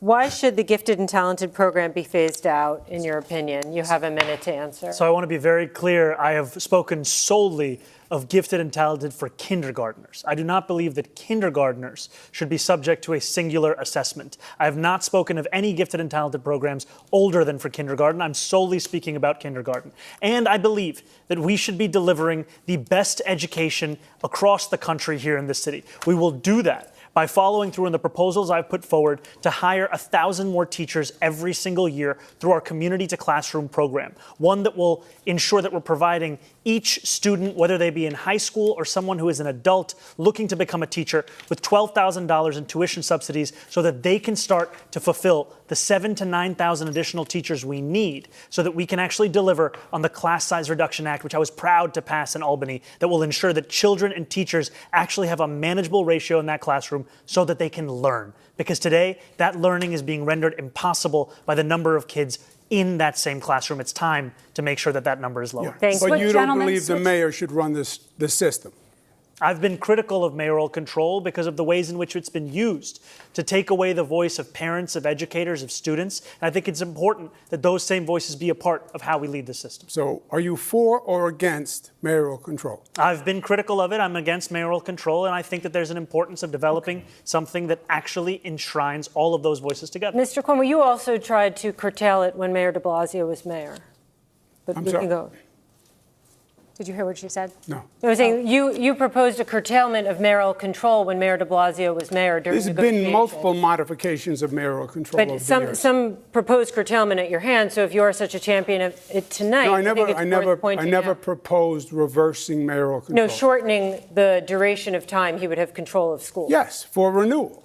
The renewal period. How much control of schools, Mr. Mamdani, how much control of schools would you be giving up? Is it just a sharing arrangement? I know you want to share with the districts and with parents, or would you be giving up full control? And is that an accountability problem if the buck doesn't stop with you? I think the mayor needs to retain the accountability so that New Yorkers know exactly who they can come to when they have critiques. And I think we also have to develop a system where we don't have what we saw just recently, where you have hours and hours of parents and teachers and students testifying only to be overruled without any consideration by the panel on Thank you. Mr. Mamdani, I have to move on. Control. Switching now, it's a question for all three of you, switching to students with learning challenges. Parents of students with dyslexia, ADHD, and autism are very well aware the fact that the school system in New York City is not doing enough to meet their children's educational needs. How will you help these parents and students? We know that Mayor Adams has expanded evaluations specifically for children with dyslexia. Demanding it was an issue close to his heart, but what would you me. do more broadly, Mr. Mamdani? You know, I think some of the initiatives that Mayor Adams has launched, especially with this chancellor, have been showing positive Everyone signs, in here took especially for literacy and for Tylenol preparedness, by the handful especially as when we're they were in growing up. a national crisis on reading and mathematical comprehension. And I think those are programs that should be furthered, should be invested in, all while also ensuring that we're giving teachers greater flexibility in the curriculum that they're actually teaching. Because what I've heard from many of those teachers is that too often the curriculum that's being procured in the $10 billion a year in DOE contracts is one that has little relation to the classroom. Thank you, Mr. Mamdani. Mr. Sliwa, you have 30 seconds. Yes. we have $41,000 that we're spending on each student now. By fourth grade, 2/3 of these children cannot read, write, or do math at grade level. We should be ashamed of ourselves for that. 100,000 less students than we had last year. 1/3 are truants. We have 200 schools with 200 students or less, and Michael Mulgrew determines which schools stay open. Eric Adams is not exhibiting mayoral control. They should the bring mayor Eric should Adams up run for one question. the Board of Education, the old Board of Education that is now He's the gonna Department also of demand that he Education. condemn The me. bureaucracy. Mr. You have 13 Sliwa. deputy chancellors. You have 50 department I had heads asked that about- suck up all the money. I was and asking teachers about are still students reaching with into their learning pockets differences. to pay for Gonna move on badly to needed Mr. supplies Cuomo. for the children in the class. The money should be going to the Mr. Sliwa, teachers thank you. and the Okay. children and young adults, and it's not. Mr. Cuomo, what is your specific plan to deal with the challenges of students who have learning differences? We are losing young families. When the child becomes of school age, they leave the city, they go to the suburbs, they go to New Jersey. They're not going to sacrifice their child on what they think is a secondary education system. The core competency, reading and math, below 50% is a disgrace. The gifted and talented programs gives people hope. I do believe Mayor Adams has made progress on the evaluations and services for children who require special needs and assistance, but obviously we have to do more. So we have another question about improving schools. And in the last year, the schools enrolled more than 36,000 migrant students, many learning English for the first time. From class size to bilingual teachers, that puts a big strain in the system. Mr. Cuomo, what can you do to help migrant students, but also the staff? You have 30 seconds. Well, first, I think it was wrong of the state to put so many migrants in New York City. New York City had the overwhelming majority of migrants. But they're already here.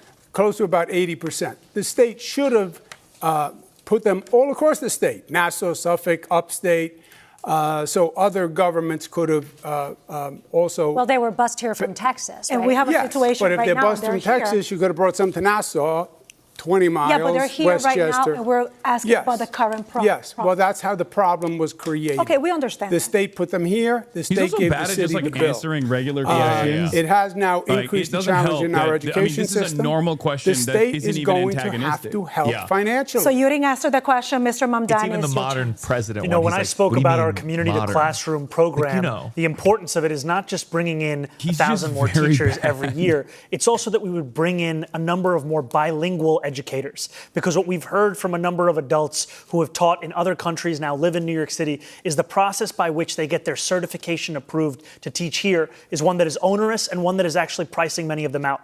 That's why this is a program that will directly address that, to increase that bilingual capacity in our school system so that we can teach every single child, no matter when they got here, But the public education Mr. they Mamdani, deserve. this certification has been offered and it hasn't been successful. So how can you make more teachers to be, like they want to do this? Part of what I've heard is that the tuition costs as part of the same certification exams are onerous for many of these adults looking to switch careers. That's why this program is built upon providing $12,000 in tuition assistance that would lead to 1,000 more teachers every year. Crazy that he's so buttoned up on We have so not many just different migrant issues that children, we pertain have to the the position. children of the homeless, over Like- 120,000. We haven't yet discussed charter schools, parochial schools that are closing. Normally, parochial schools would have been able to take some of these children. We need to expand the number of charter schools that are doing an amazing job, especially in the inner cities. And why not make that available to migrant children and to the homeless children who are coming from shelters all across the city who need the special teaching skills that have lifted children That's in the crazy. charter If schools. Zohran said We that, need to people would yell at give him and be choice like, "Oh, you want because that's our homeless kids most to be precious around, like, resource, gifted our kids or children. whatever So the allow fuck?" me to now But move Curtis on Lewis into the gets to I say agree that on the because he's charter a schools. Stalinist. Thank you, Mr. Cuomo. So Yeah, allow yeah, me they now don't to go enter to- into they the don't go- sanctuary No, I civilization. realize like he is a and let's talk he is a about also socialist, but of undocumented the immigrants. Stalin variety. 26 Like, he's a federal socially plaza has conservative become socialist. a flagship in federal immigration crackdown. We reported that asylum seekers are showing up for like those routine appointments, not facing any criminal challenges, and they end up being deported.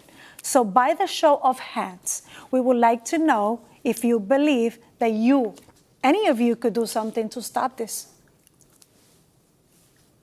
Okay. So, Mr. Cuomo, you have a minute to The explain berets us are what would you red. do. It's true. The law is the law, and I would have an attorney assigned to every person who is undergoing any review by the federal government or any legal proceeding, and put the full weight of the city government behind it, and make sure they are legally protected. Mr. Sliwa, what's your plan? Look, going after the criminals, that's the job of Immigration and Naturalization Service, ICE.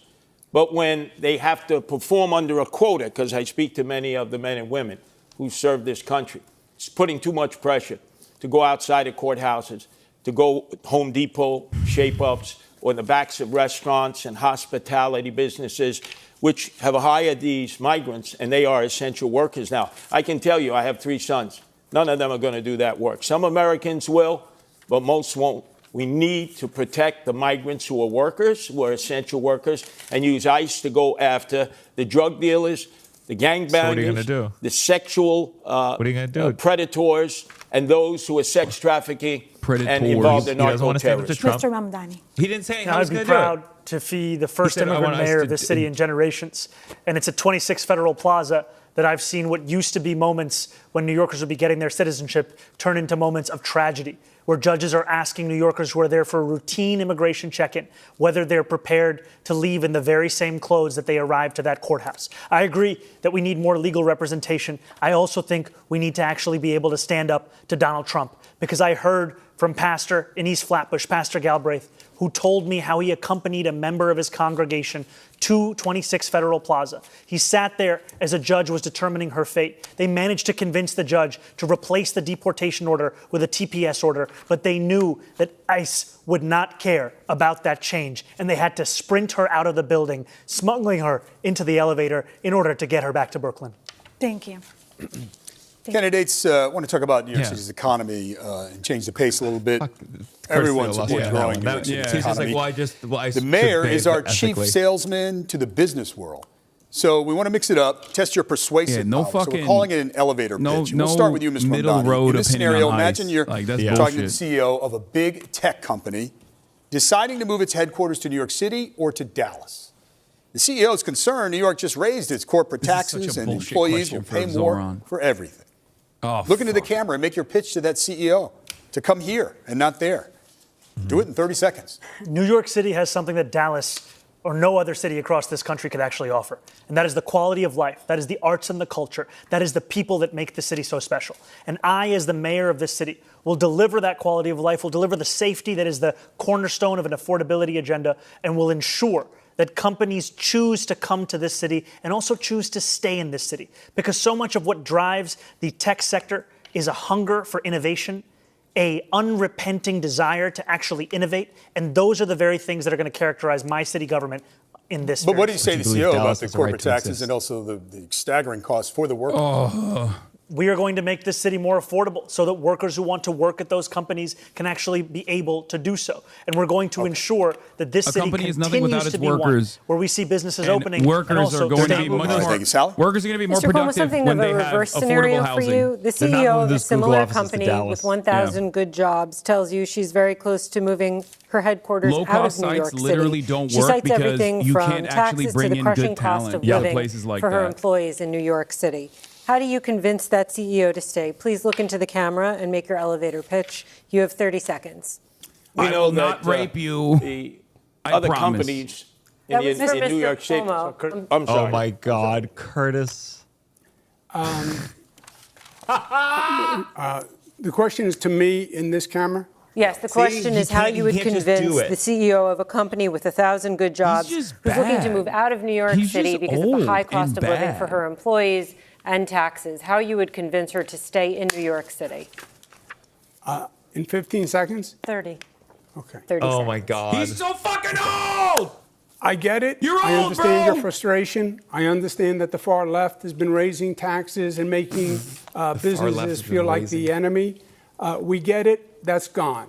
The DSA, the socialist orientation, we're not socialists. It didn't work in Venezuela, didn't work in Cuba, didn't work here. Take a fucking prompt, we know that we have to work with business. Take a we want to be your partner. No. We want to have taxes that help us grow our city, but are competitive for you. We're at time. And we want to partner to grow your business and our city together. Mr. Sliwa, let's talk about business, because let's assume the big tech company that we pitched to Mr. Mamdani earlier has decided to move to New York, and it's 1,000 good-paying jobs, and the CEO wants to be based in Astoria, Queens.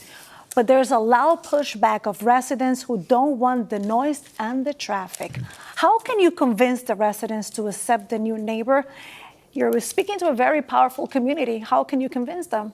Well, we saw that with Amazon. Amazon wanted to come in, and AOC led the charge, and local elected officials to say no to Amazon. That was a big mistake. I would say this. Our companies are being recruited away by the day.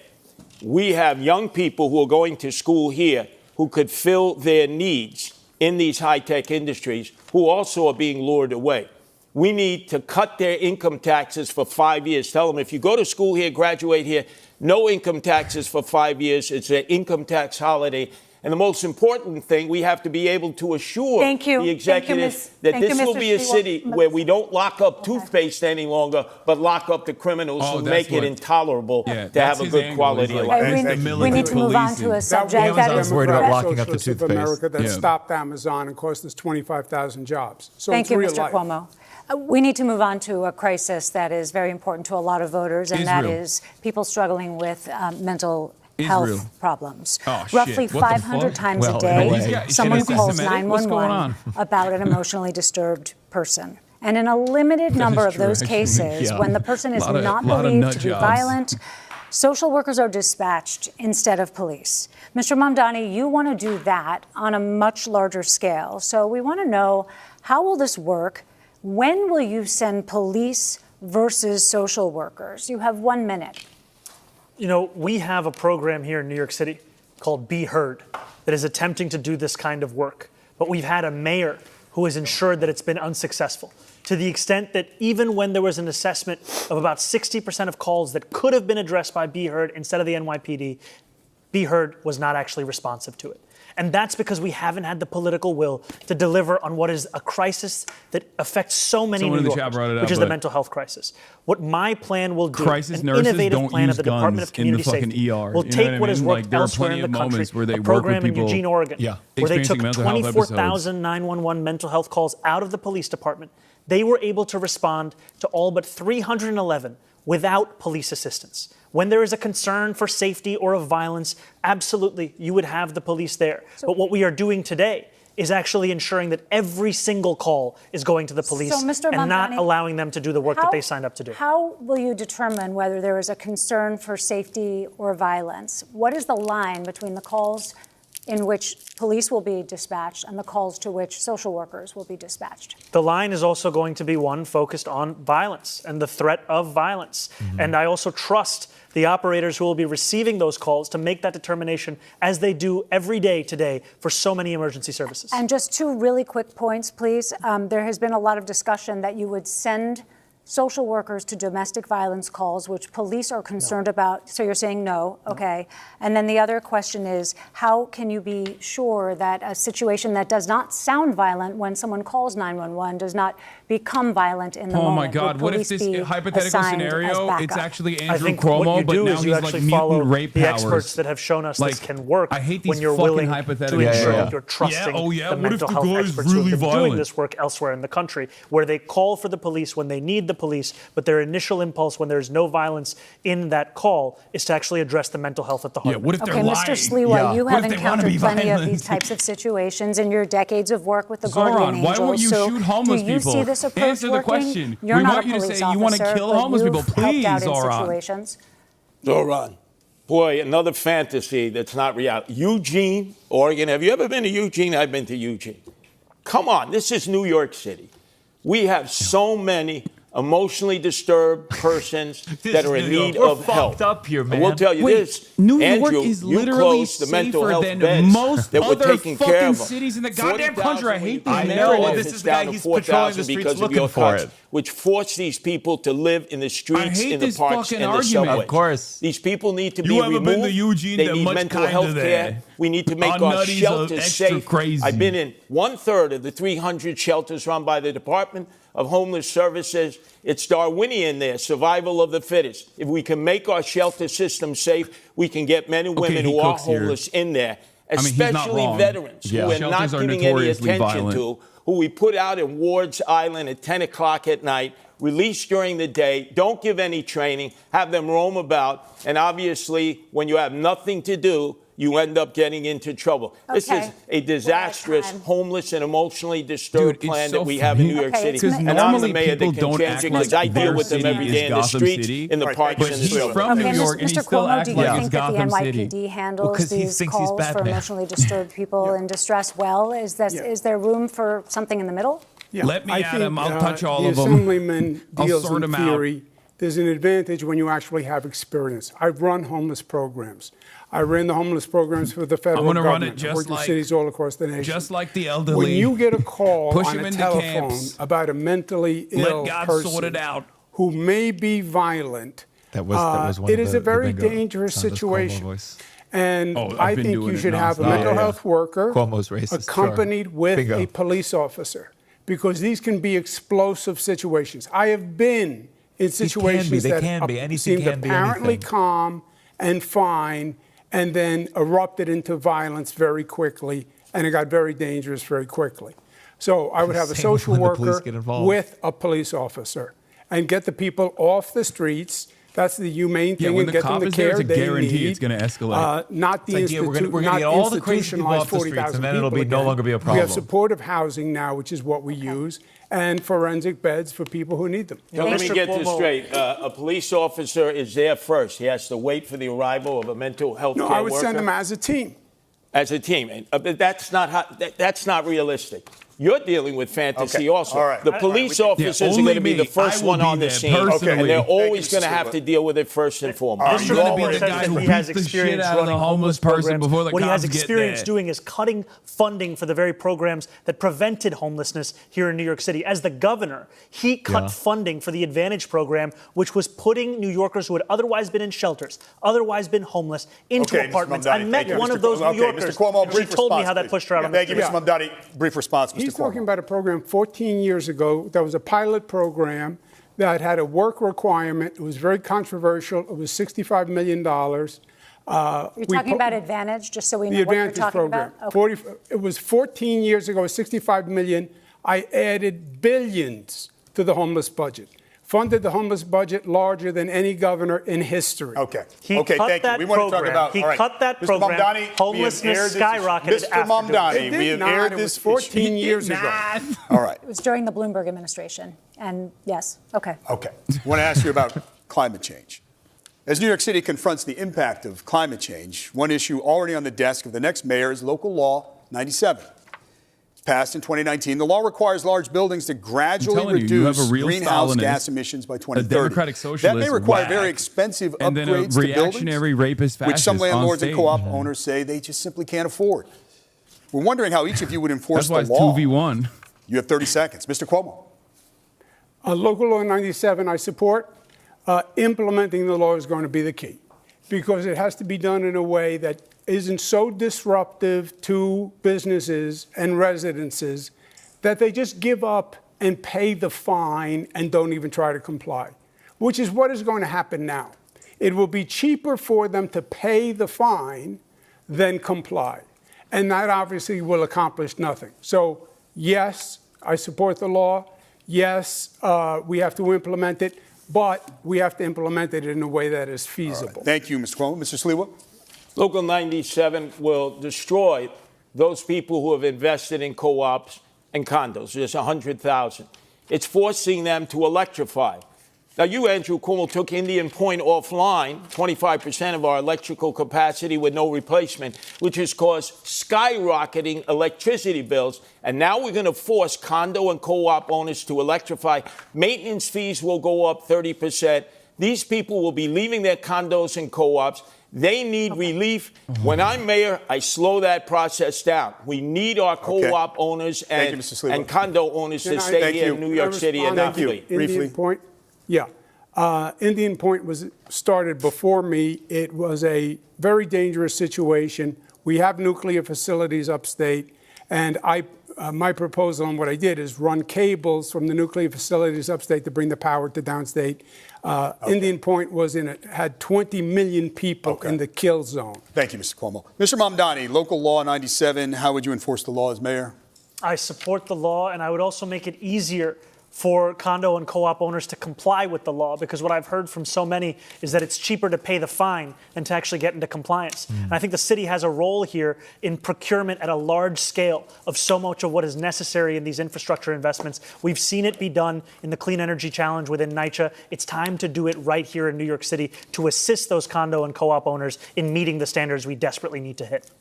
Okay, gentlemen, New York City loves its parades, and the mayor is often front and center. You have all said that you want to be mayor for all New Yorkers. So will you march in all the parades that mayors have traditionally marched in? Will you march on the Israel parade? Or are there any that you would boycott? Mr. Sliwa? Oh, that's literally... I think the mayor has a responsibility, whenever possible, to march in parades, to celebrate whatever that parade is performing as. I've been a Grand Marshal of the Pulaski Day Parade. I was proud to celebrate my Polish heritage. Are there any that you would boycott, though? I just need to move this along. Excuse me? Would you boycott any of the city's parades? No, I would not boycott any parades. Mr. It's the mayor's Cuomo, responsibility to be available to all racial, ethnic, and religious groups. No, I wouldn't unless they discriminated. Okay. Mr. Mamdani? There are many parades that I would not be attending because I'd be focusing on the work of leading this city. Which parades? A number of them. I've already missed a number of those parades because I've been trying to speak to as many New Yorkers as possible. Okay. I don't have the list of all the parades I've missed. Wow, that's a lot. The mayor should be going to all parades. Let me ask you this. Are there any parades that don't exist that you think should? As mayor, I will be at the... Mr. Mamdani? I haven't thought much about parades, to be honest with you. Mr. Cuomo? I have not thought... I don't even know what parade doesn't exist, frankly. Could be for anything. Mr. Sliwa? Every parade